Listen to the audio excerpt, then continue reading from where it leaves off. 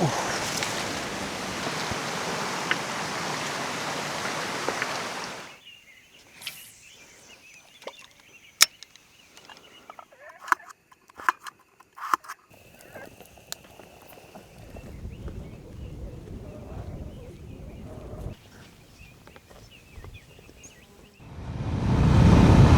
是清河，现在我们正在桂林市的临川县。今天我们要去探钓一个在高山草甸上面的小水库，看看这次又会给我们带来什么样的惊喜吧。现在是中午的12点钟，在这个河谷旁边，一点燥热的感觉都没有啊，很凉快。这一次的道路感觉不怎么好走啊，这条路的宽度就跟自家修的一样。里面还有10几公里要走呢。哇！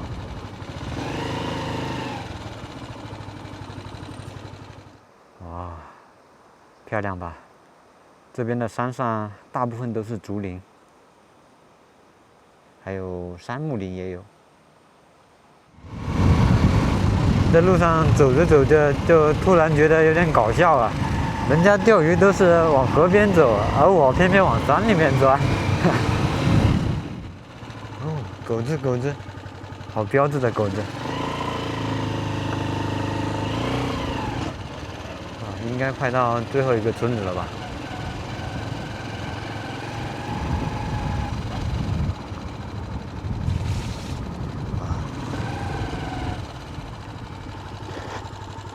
这风景。哦，还有4.8公里，哇，这么远吗？应该是那边了。OK， 朋友们，现在已经到达这条道路的最后一个村子了。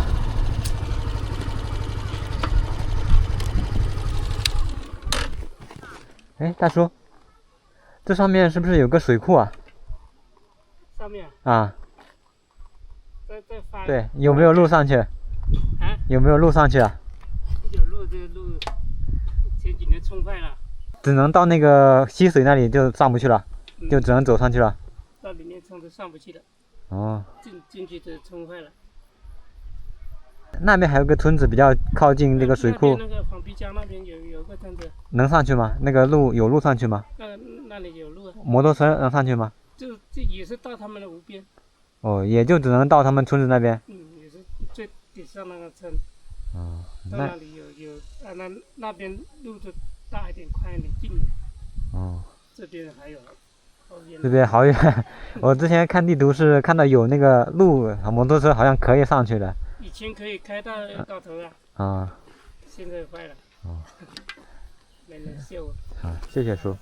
刚刚量了一下，要是只能到这个村子的话，走路上去至少是5公里起步啊。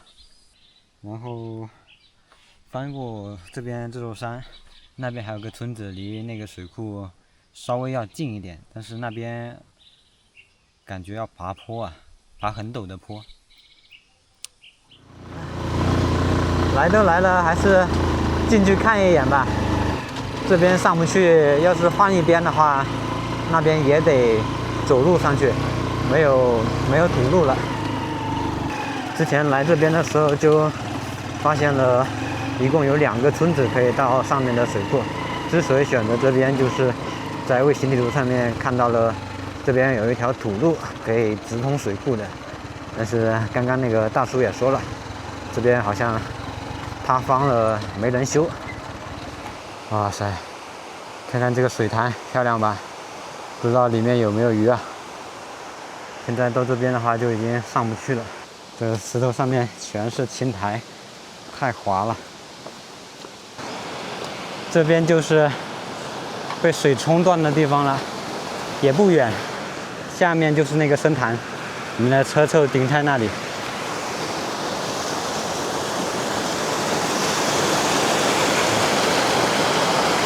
刚刚上去看了一下，我准备就从这边徒步上去吧。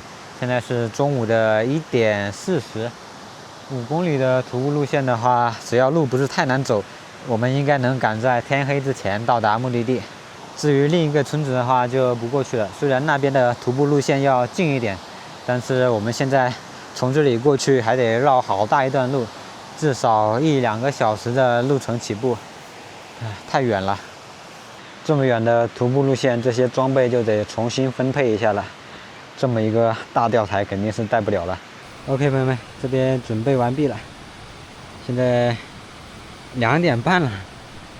哦，出发出发。这边还不好过去。走啊！走走走，又要开始爬山了。本来这次出来是没有徒步的计划的，我带的都是这种渔具包，还带了一个老重的小吊台。这种包可以说是完全没有任何的背负系统，然后容量也不够，现在背着还挺难受的。我现在正沿着这条小溪往上面走，这里面应该就是山洪冲毁的以前的土路了。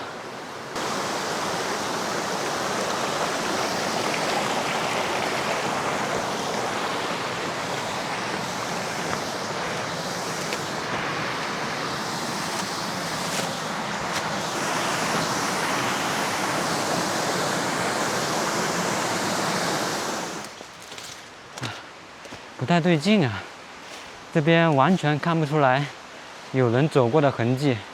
虽然现在大致能够看得出来，这以前是一条土路，但是估计已经很久没有人走了，已经完全被杂草给覆盖住了。要是后面的5公里还是这样的路线的话，估计今天晚上都到不了。不行不行，我准备放弃这条路线了。这一次的装备不对，一会儿的话咱们还是掉头去另外一个村子啊，那边离水库更近一点。不过今天可能到不了水库了。这条路线感觉比我上次徒步去深山水库的那一条路线还要难走，这边都看不到下脚的位置。而且这边好像要变天了，乌云密布啊！我靠，下雨了，下雨了，朋友们，咱们先撤吧，之后等天晴了再来。现在好大的雨啊，还好咱们撤了下来。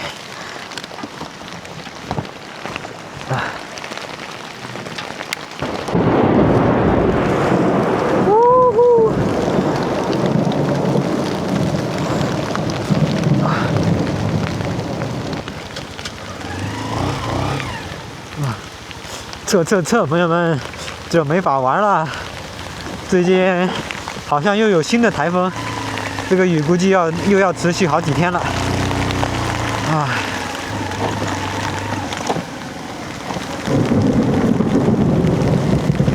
哦，现在在高山上面一打雷，感觉离自己好近啊。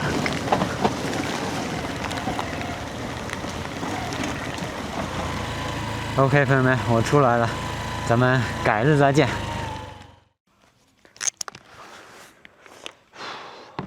朋友们好，我清河，已经时隔1个多星期了，我们将再一次尝试探索这个水库。这一次可以说是准备的相当充分了，但是这个包的重量也来到了40多斤，不知道我能不能顶得住啊。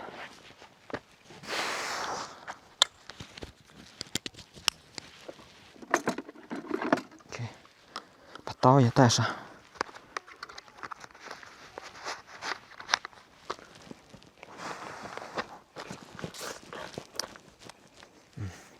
应该差不多吧。OK， 准备出发。今天我们换了一个新的村子作为咱们出发的起点，还是一样的深山小村子。哎，你好，阿姨，这边有路去那个水库吗？有啊，从这里上去啊。就有水泥路上去吗？是搞那个水泥，搞到一层一层就这个，又搞到水泥的。哦，就到上面就只能走路了是吧？就摩托车上得去吗？上不去哦。哦。这开车走着到了之后到这里哦，到这里就没了。上不去了哦。哦，好，好，谢谢啊。到那里的你走那个找那个水泥，一层一层的走上去。哦，就是那个楼梯是吧？你不能进那个路哦。哦，好，谢谢啊。从这个最后的村子上来，这边水泥路就断了，然后刚刚打听了一下，得往这边走，就走路上去。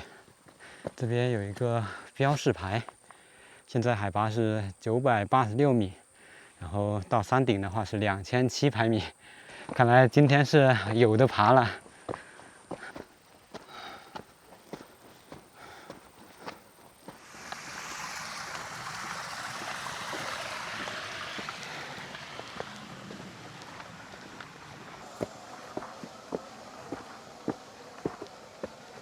太难爬了，还是弄一根登山杖带着吧。弄一个小的。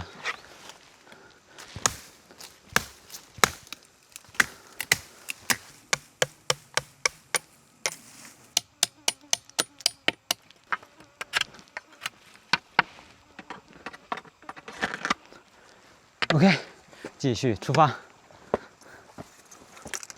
现在手上有了一根东西撑着，就感觉好走了很多啊。还好上次咱们在那边的时候撤了下来，同样是登山，这边可是有步道的，好走的不止1-2倍。不过这边爬升太大了，没有像那边那样弯弯曲曲的，这边就直直的沿着山脊往上走，走2步就得歇一会儿。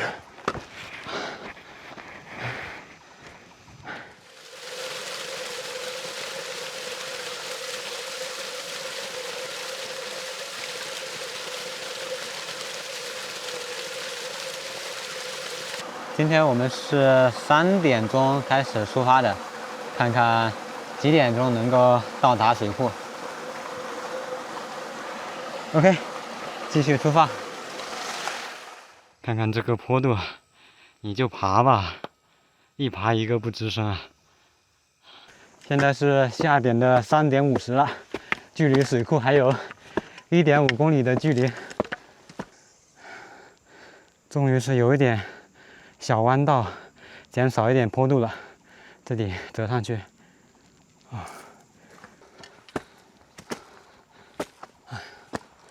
到达一个小平台，这好像是什么果子？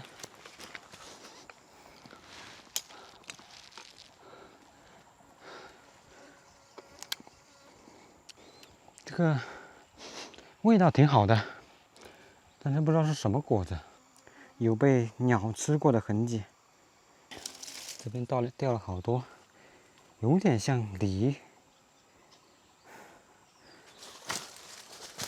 这个树太高了，看不到叶子是什么样的。劈开来看一下，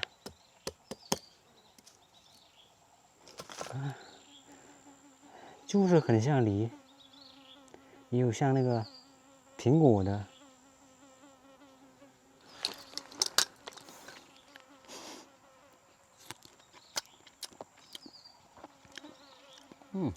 有个浓浓的果香。不要了，应该是还没熟。不着急，反正这次的路是水泥路，是个步道，好走得很，慢慢爬吧。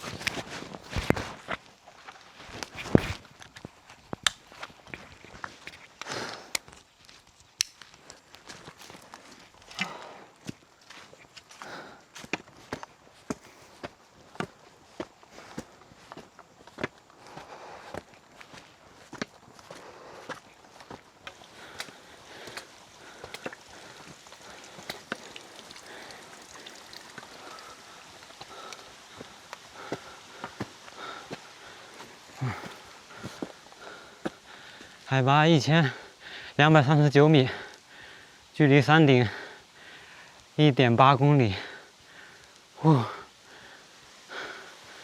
走。现在沿着水渠在走，也算是走上一段轻松的路了。哎，下面的溪流里面应该是青蛙在叫吧，好热闹。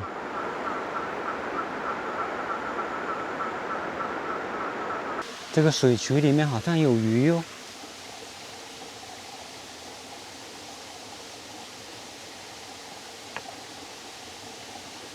哎，看到了。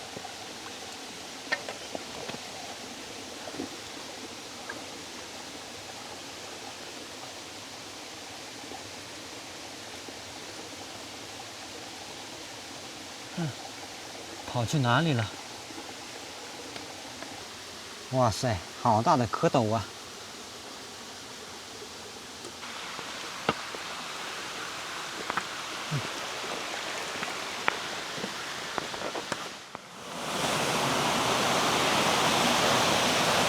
哇哦，这风景太棒了！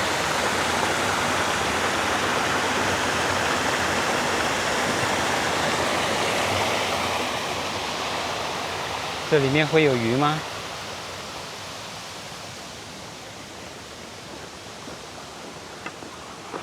啊？走这边吗？这有个牌子，距离山顶还有1.6公里。看来要走入小道了，现在先休息一下。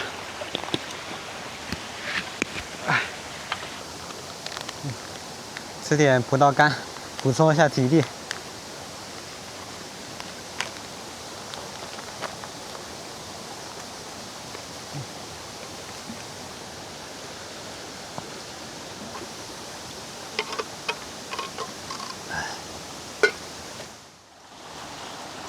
现在是下午的4点40，天黑之前咱们肯定能到达水库。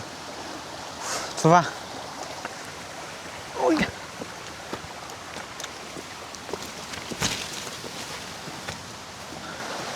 现在就是沿着这条小溪往上面走了。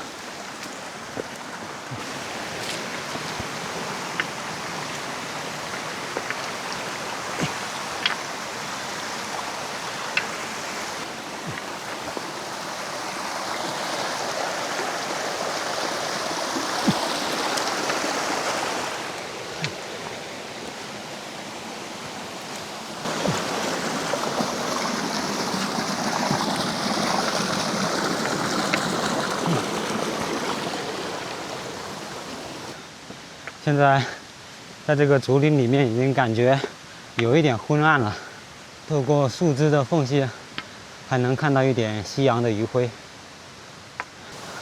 后面好像也有来登山的。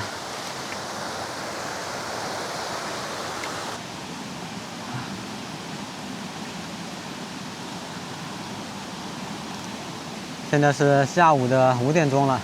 中午给我指路的那个阿姨刚刚已经超过我上去了，我爬得太慢了。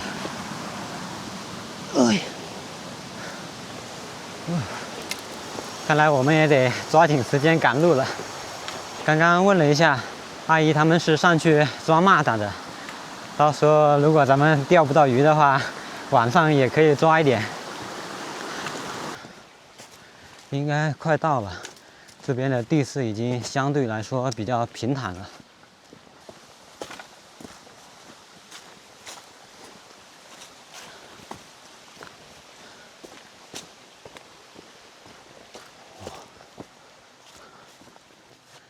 这个水是从洞里面流出来的，马上就应该到水库了。这里好像就是大坝哦。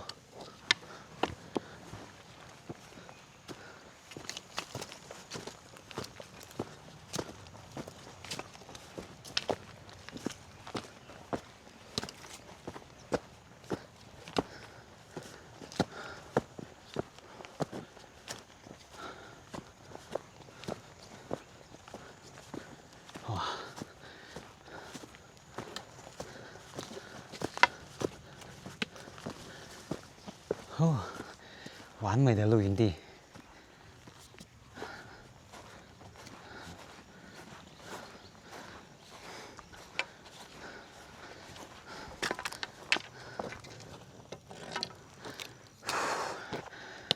先把装备卸下来。咱们已经到达目的地了。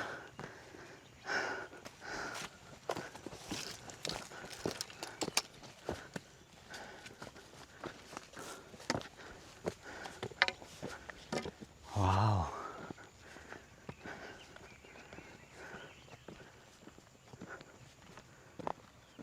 哇，这水库边上的草坪好漂亮啊。然后山顶是高山草甸。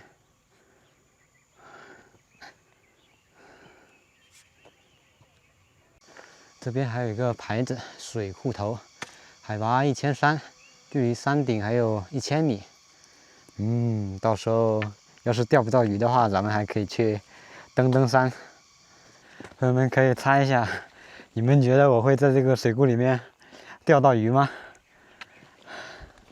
现在往上面走一走，看看这个水库的全貌，然后确定把营地放在哪里。水库那边已经有一个不错的位置了，但是我想往这个水库的尾巴去看一下，来看一下水库的全貌吧。那边是大坝，转一圈，库尾就在这里了。很小的一个山顶水库，而且现在是低水位吧，没什么水。我是挺想把营地搬到库尾这边来的，但是那上面有放牛，我怕牛把我给拱了。这边有放牧的话，会有一点污染。这一条小溪就是水库的水源了，有点小啊。这边找到水源的位置了，不过是从一个老鼠洞里面冒出来的，问题不大，至少很干净。哇，好冰凉啊！刚刚过来的时候捡了一个瓶子，咱们装点水回去。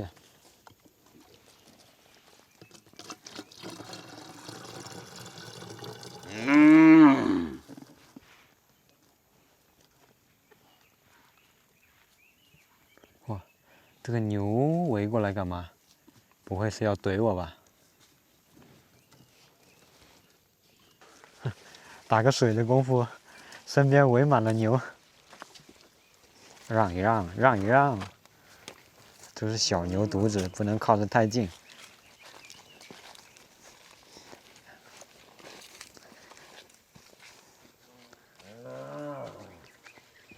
嘿嘿，太好奇了。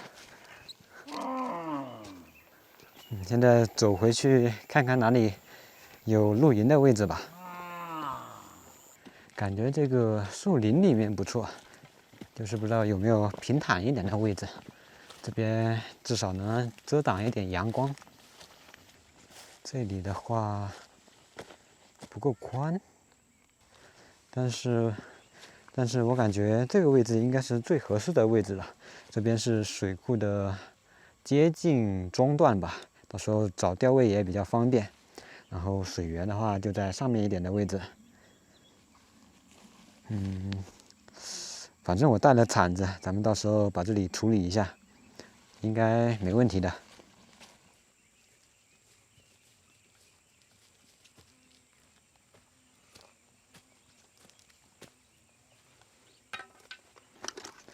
先休息一下，吃点东西补充补充体力，然后再把咱们的营地修整出来。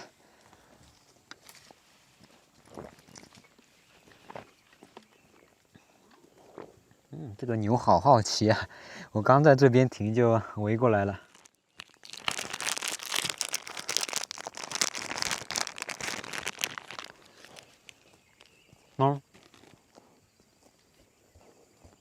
来，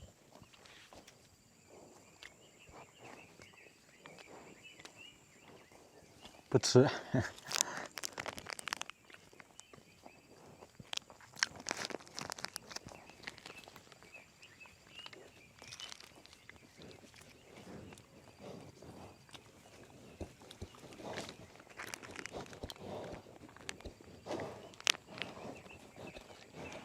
闻一下，不是坏人。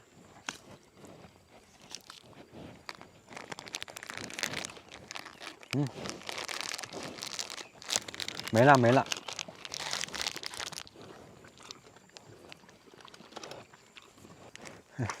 这牛好大一股味道。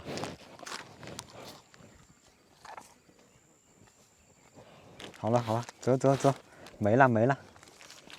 嘘，快走。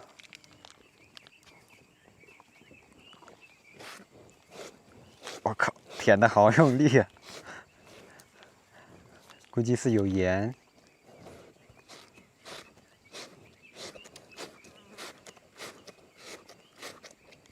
嘘，走啊！好了，没了，走。啥意思？还嫌我脚臭啊？嘘，走，赶紧走，别围着，你们身上好多蚊子。哎呀，行吧，咱们也把营地收拾，这边给它挖开。嘿，把石头清理一下，不然晚上睡着硌得慌。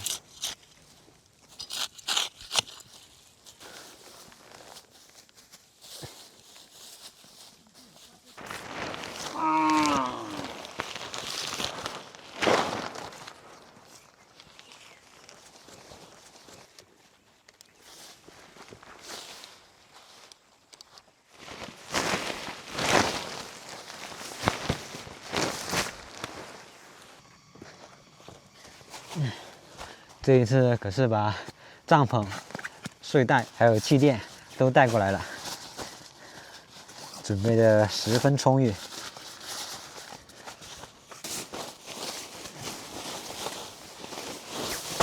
这头牛感觉有点不太友好啊。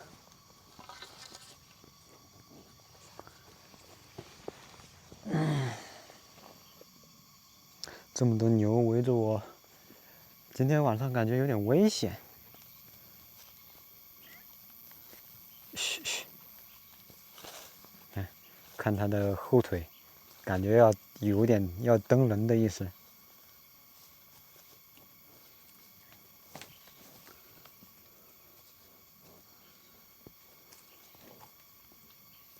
今天晚上我应该不会钓鱼了，但是我要离开营地，让这些牛熟悉一下这个刚多出来的帐篷，不然他们会一直围在这边。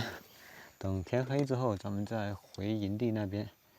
但是我觉得这个牛群估计就在我营地旁边休息了。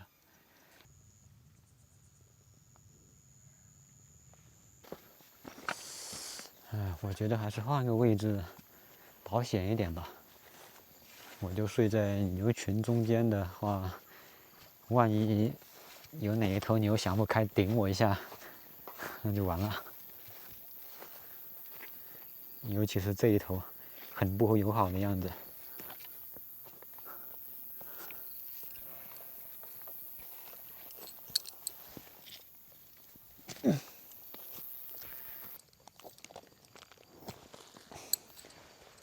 也有可能，这一片林子本来就是牛群的过夜的地方。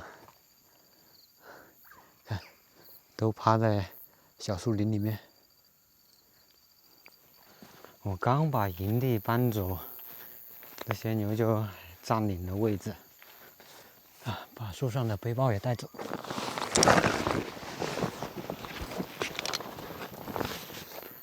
行吧，这个位置留给你们了。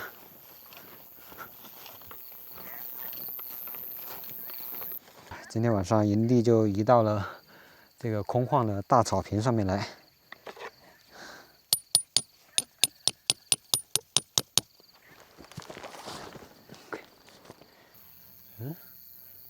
这牛怎么又跟过来了？不管了，先把饭做了吧。今晚已经挺晚的了，就煮一个泡面算了。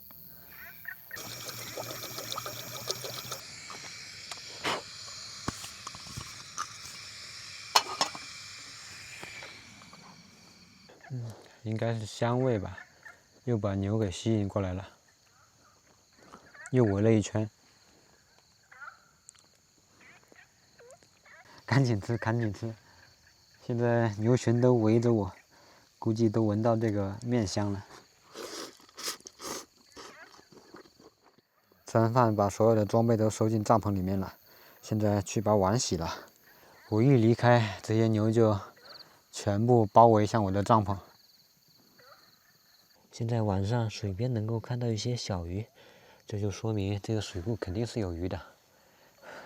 然后碗的话，刚刚想洗了一下，但是洗不干净，就直接放在水里面吧。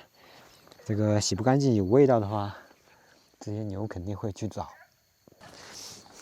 警告你们啊，别靠近！一牛一棍子。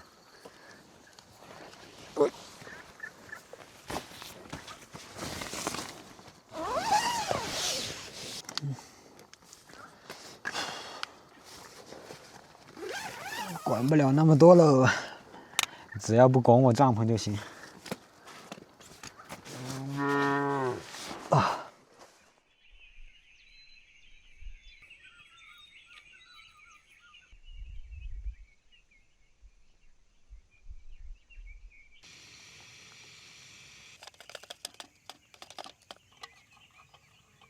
山顶上面的天气真是变幻莫测，那边又有乌云过来了，希望不要下雨啊。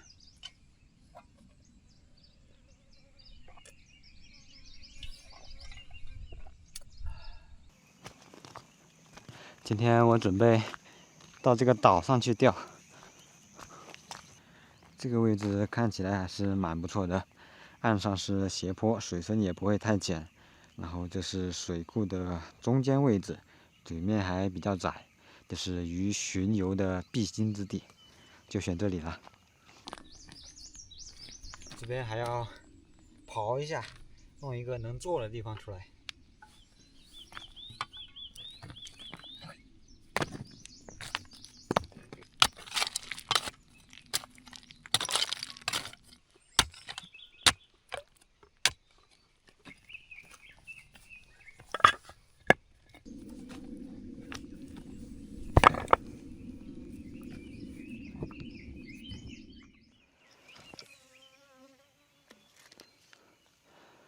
湿垒圈这边的水深基本都在2米左右，刚刚好。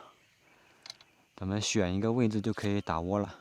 像这种山顶水库的话，打点颗粒就好了，也不能打太多，就这么一勺。走。OK， 准备开竿。先挂2个戳儿。今天玩的是滑漂。现煮的话，0.8的 PE 加0.8的尼龙，0.1的铅釉，水深2米。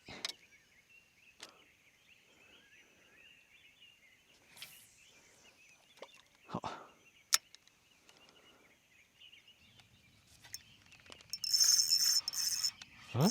来了吗？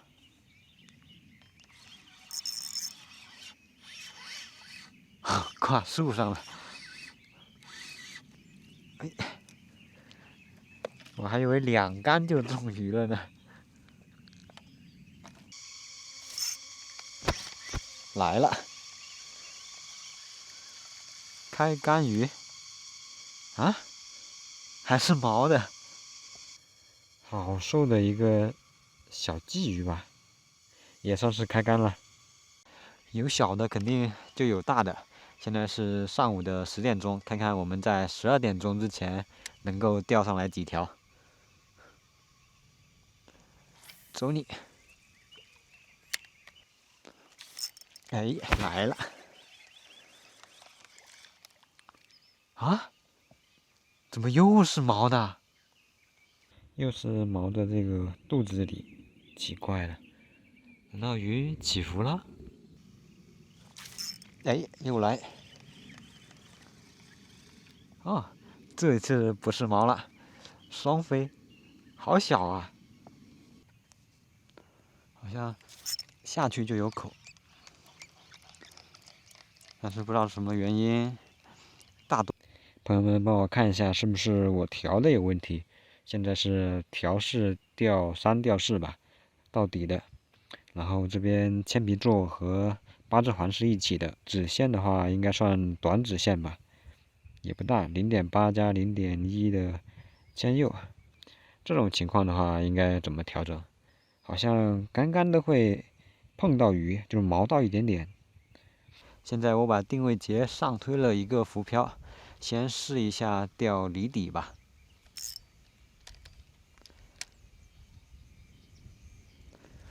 就是现在有风，有点难受。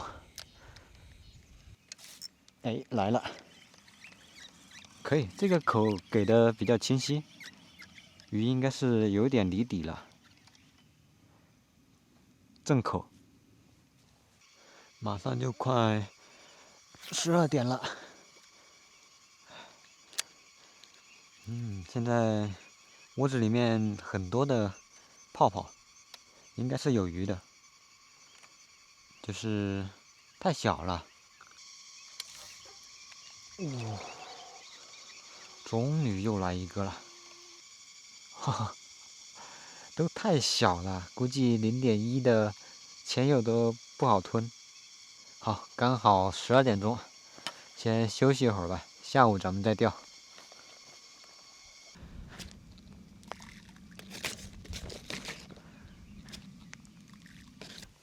好了，下午再钓吧。中午我准备把这个位置清理出来，然后把帐篷移过来。这个位置有2道矮墙挡着，稍微能挡下风，然后就在咱们钓位的上面。今天晚上睡在岛上的话，牛群就应该不会过来了吧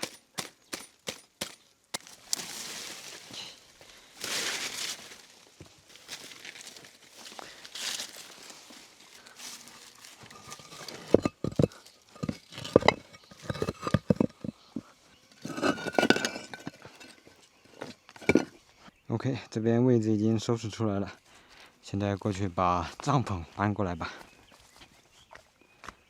在那里。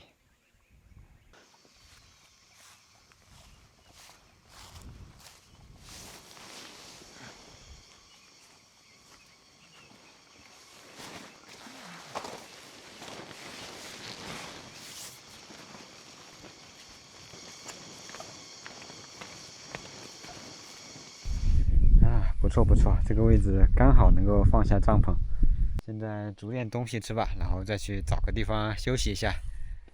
哎呦！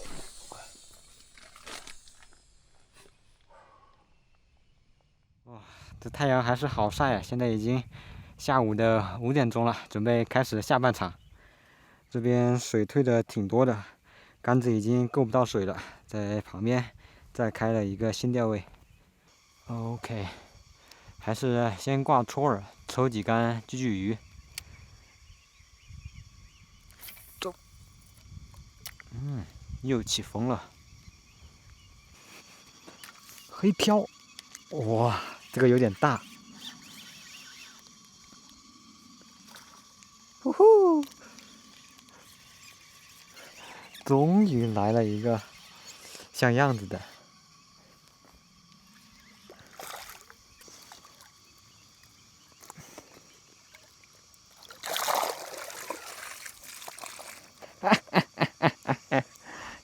这个是鲫鱼还是鲤鱼啊？应该是鲤鱼，但是这一条侧线好明显呢，而且没有胡须，又好像鲫鱼，应该是鲫鱼。哇，黄金大板鲫，啊，舒服了，舒服了。OK， 入户。这个是新买的鱼护啊，没想到买的太大了，这个套人都够了。我就说嘛，有小的肯定就有大的。继续继续。哎，来了，哈哈哈，小的。哎，下去就吃。又来。小鲫鱼狂拉。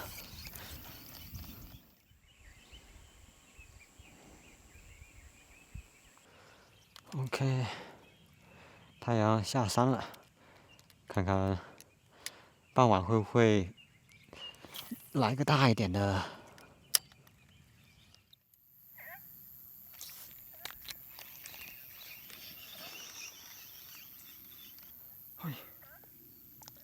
晚上稍微大一点点。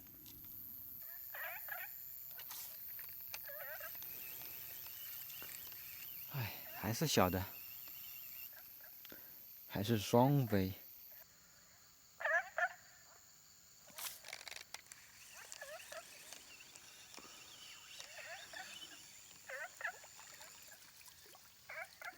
哇，又是双飞。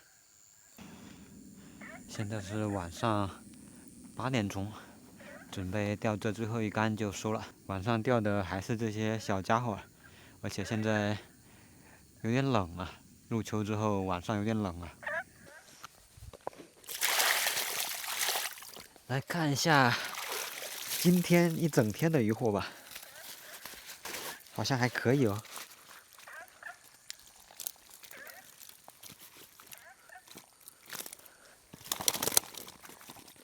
看起来还挺多的，这些小鲫鱼至少20-30个是有了。原本如果没有钓到这只大板鲫的话，是准备把这些小鲫鱼处理一下油炸的。别看这些小，其实都是一些老鲫鱼，只是水里面没有东西吃，所以长不大而已。既然钓到了这一条大板鲫的话，那今天晚上就把它炭烤了吧，其他就给它放了。先进去待着，这些就给它放了。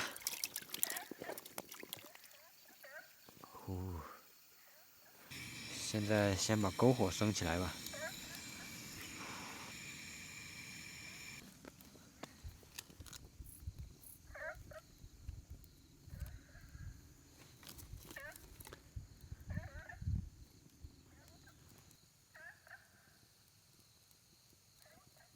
这边把米饭也煮上。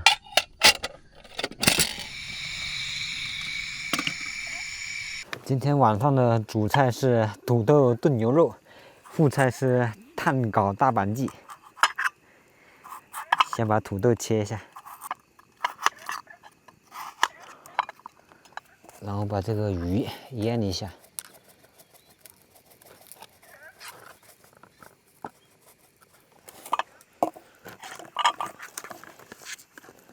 给它开2个花刀吧，熟得快一点。OK， 这里刚好有一个炉膛，就直接放在这个位置，刚刚好。用石头把木棍压住，完美。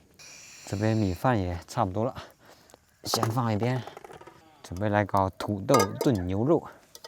锅里放点油，加入土豆，先把土豆炒一下。好烫！我觉得炒一下应该熟的会快一点。加水，盖上盖子。这个鱼感觉也差不多了，抹点油。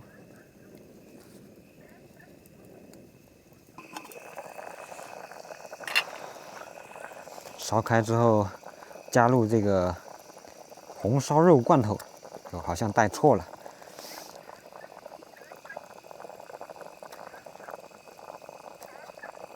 哇！我还以为带的是牛肉罐头呢。盖上盖子，再煮一会儿。差不多啦，准备开饭。这个鱼也可以了，这边都有点焦了。今晚菜系红烧肉炖土豆，炭烤大板鲫，相当 nice。开饭，开饭！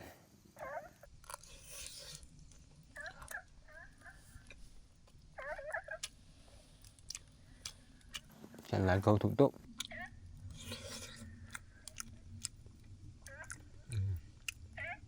软糯鲜香。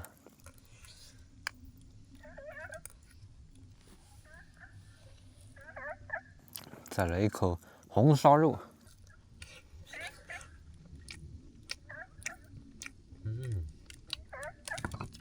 入口即化。这个鱼要趁热吃，先尝一口。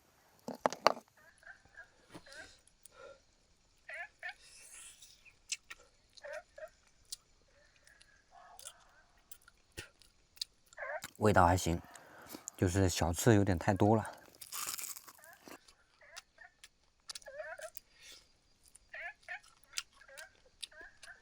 还是大块肉吃起来爽啊！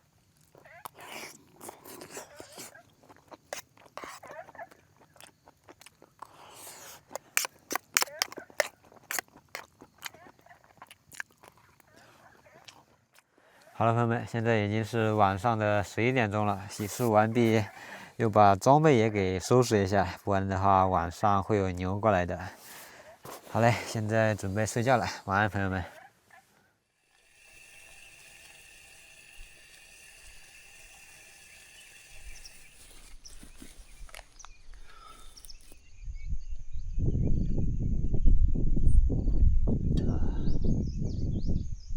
今天天气不是很好啊。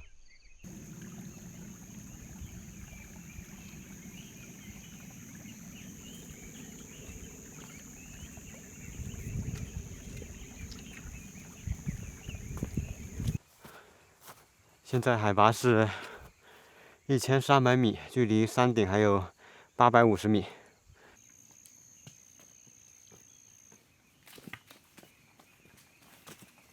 现在已经到达山顶的草地了。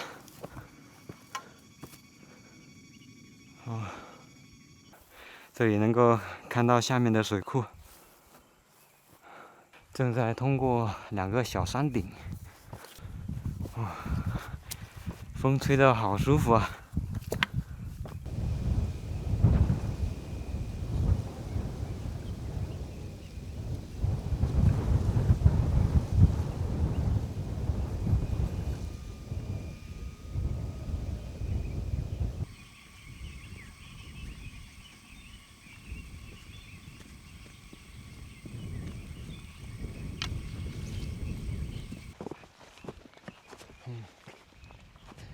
一个旧的避雷针，远处还有一个，那边应该是新的，这个已经倒了。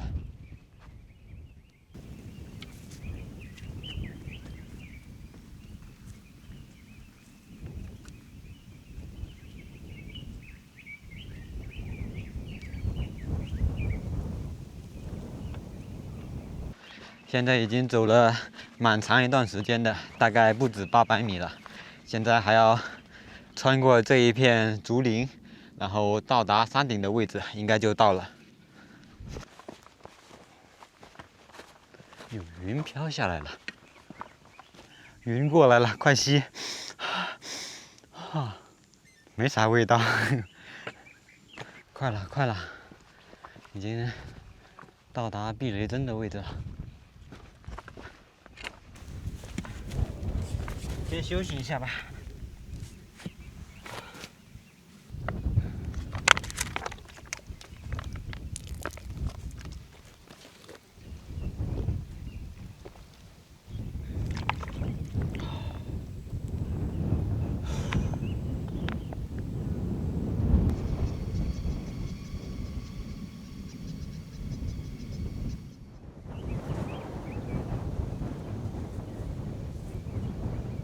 下面就是我们第一次尝试登山的村子。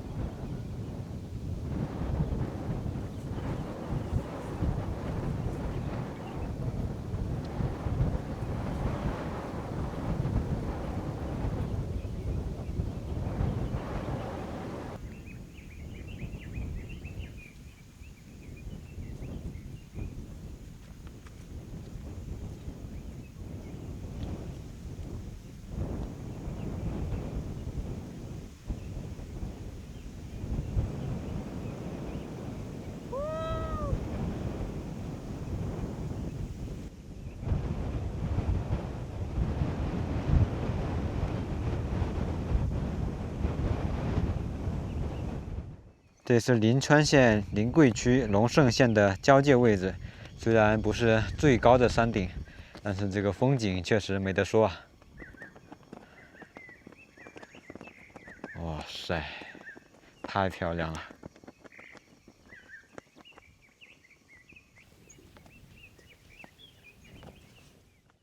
好了，朋友们，我的脚步就此为止了。想看一看山后面的风景吗？那就来吧，登上山顶，看一看自己的风景。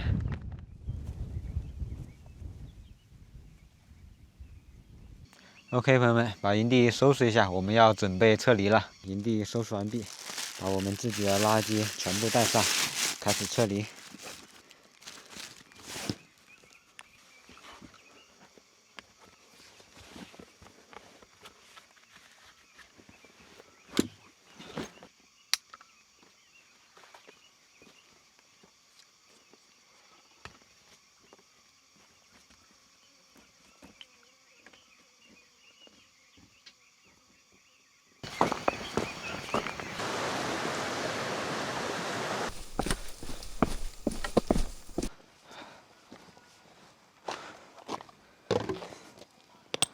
OK， 朋友们，我们安全撤离了。这期视频到这里就要结束了。如果你喜欢我的视频，还请订阅我的频道。我们下期视频再见，拜拜。